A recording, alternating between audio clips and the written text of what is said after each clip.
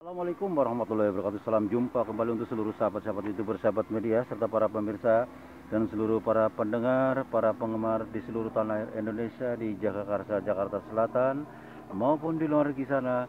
Semoga kita senantiasa tetap dalam lindungan Allah Subhanahu wa Ta'ala.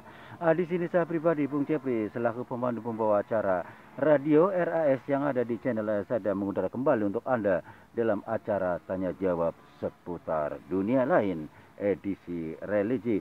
Kembali kepada salah satu atensi dari saudara uh, Solihin yang ada di kota Pemalang. Beliau menuturkan mendat dijelaskan kembali adanya apakah itu zikir dan termasuk keterangan-keterangan yang lainnya yang mencakup dengan masalah zikir. Kembali kepada saudara Solihin yang ada di kota Pemalang. Terima kasih atas bergabungnya Anda bersama Radio RS yang ada di channel Adam. Memang tidak ada salahnya ya, kalau kita bicara masalah pengkajian tentang masalah yang bernapaskan religi, diputar-putar sama saja ya. Makanya kembali kepada masalah sesuai pertanyaan. Tidak ada salahnya supaya kita semua yang belum sempat mengikuti kajian sebelumnya ya, karena video-video saya itu banyak sekali ya yang ada di Ayah Sadam. Saya akan memperjelas sebelum saya melanjutkan. Saya akan mengucapkan kepada seluruh para sahabat-sahabat YouTuber, sahabat media, serta para pemirsa di mana saja berada, termasuk yang terkait yang bertanya saudara Solihin yang ada di kota Pemalang. Mudah-mudahan semuanya dalam lindungan Allah Subhanahu wa Ta'ala, bersamaan dengan cuaca panas. Memang tantangan cukup lumayan ya. Yang terpenting barang siapa yang bersabar, tawakkaltu ilallah, Allah akan memudahkan segala urusannya.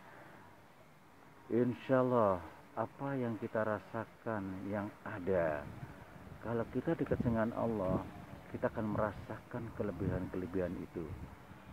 Ini sehubungan dengan ada kaitannya dengan pertanyaan saudara Solihin ya, yang ada di kota Pemalang, yaitu tentang zikir. Kita kembali kepada seluruh para pendengar, para penggemar yang aktif mengikuti kajian. Mudah-mudahan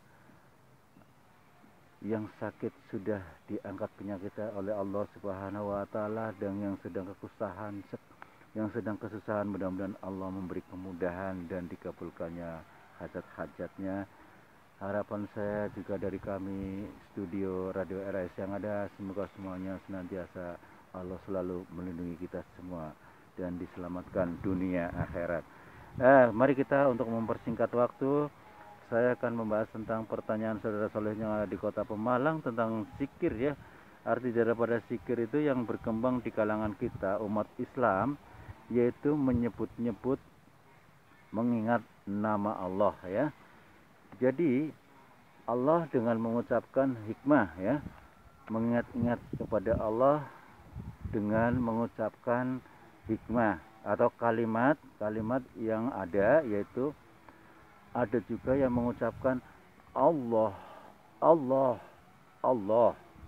Ada juga yang mengucapkan kalimat La ilaha illallah. Ada pula yang mengucapkan dengan kalimat La ilaha illallah Muhammadur Rasulullah. Beberapa gelintir orang tolol yang mendakwaan dirinya cerdik, pandai, dan berlagak ahli agama dengan melalui fatwanya telah mengancam orang-orang yang berzikir semacam itu, bahkan meluncurkan tuduhan bahwa zikir yang seperti itu tadi adalah sama sekali tidak pernah didapat atau dilarangnya atau keterangannya di dalam Al-Quran atau hadis.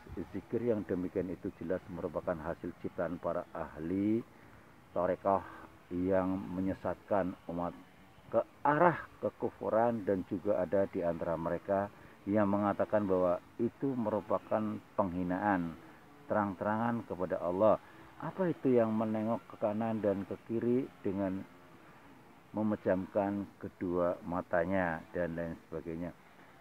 Padahal jika mereka jujur dalam berpikir atau berpikir ya, tidak menutup mata setelah sebelah dan dapat menghindarkan diri dari kesengajaan menyingkirkan ayat-ayat Allah dan hadis-hadis Nabi, maka akan menjadi terang persoalannya bahwa zikir yang semacam itu sebenarnya sudah tercermin di dalam ayat-ayat suci Al-Quran atau ayat-ayat Allah yang antara lain, ya ayyuhalladzina amanu dzkurullaha dzikron katsiran.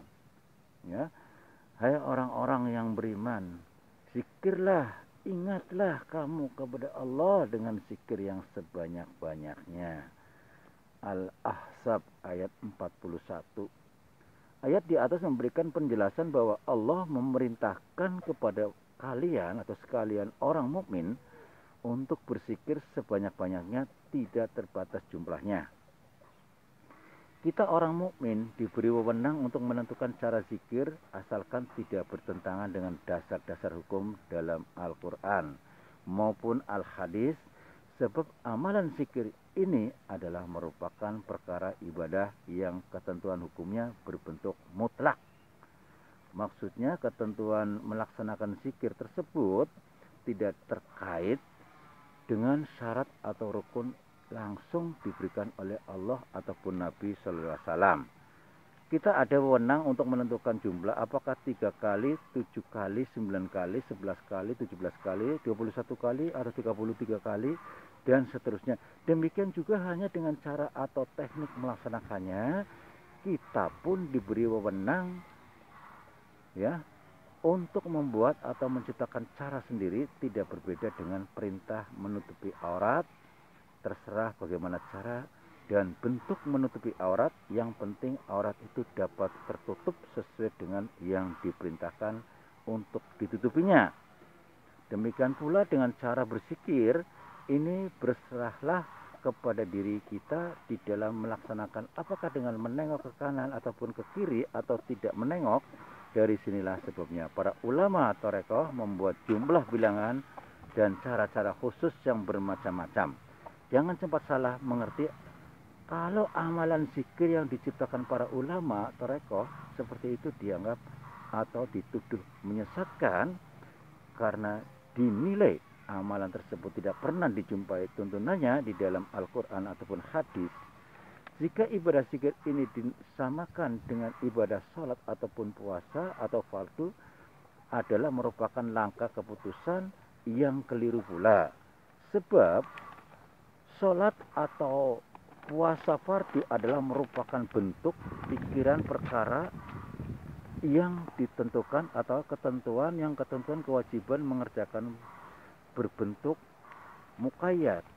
Maksudnya bahwa ibadah yang seperti sholat atau puasa fardu tersebut harus dikerjakan sesuai dengan syarat-syarat dan rukun-rukun yang mengingatnya, dan ini langsung diterapkan oleh Allah dan Rasulnya.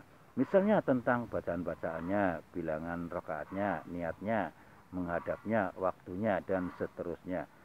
Demikian halnya dengan puasa fardu atau Ramadan, haji, zakat, dan lain-lain.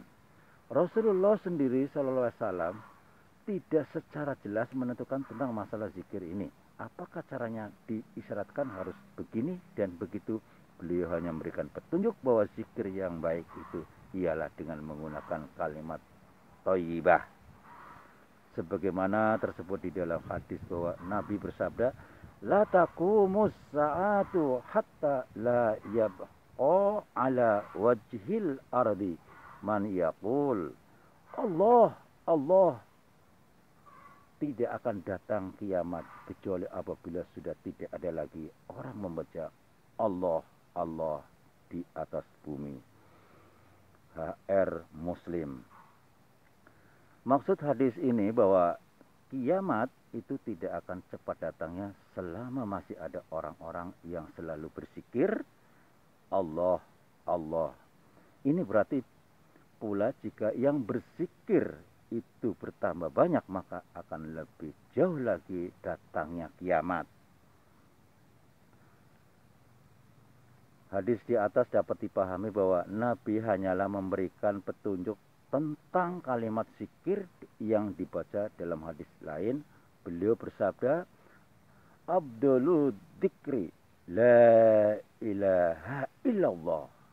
Zikir yang paling baik yaitu dengan kalimat la ilaha illallah. HR Turmuzi dan Ibn Majah. Dalam hadis ini dapat ini Nabi lebih menegaskan bahwa zikir yang paling baik adalah dengan ucapan kalimat la ilaha illallah. Dari ayat dan hadis ini semua maka kemudian para ulama mereka menciptakan para cara berzikir dengan kalimat-kalimat seperti di atas itu tadi dan ditentukan jumlahnya atau bilangannya. Lazimnya bilangan zikir ini berbentuk ganjil. Mengapa demikian ya? Karena mereka berpendapat bahwa sebenarnya Allah mencintai kepada yang ganjil. Sebagaimana hadis tersebut di atas, kitab Sahih Muslim juz 2 pada halaman 467 bahwa Abu Hurairah menceritakan Nabi pernah bersabda, Innallaha widrun yuhibbul widr. Sesungguhnya Allah itu ganjil. Dia mencintai kepada yang ganjil. HR Muslim. Nah, berbicara kepada dasar hadis inilah maka ada sebenarnya jika jumlah-jumlah zikir yang diciptakan oleh para ulama tarekat selalu serba ganjil bilangan jumlahnya.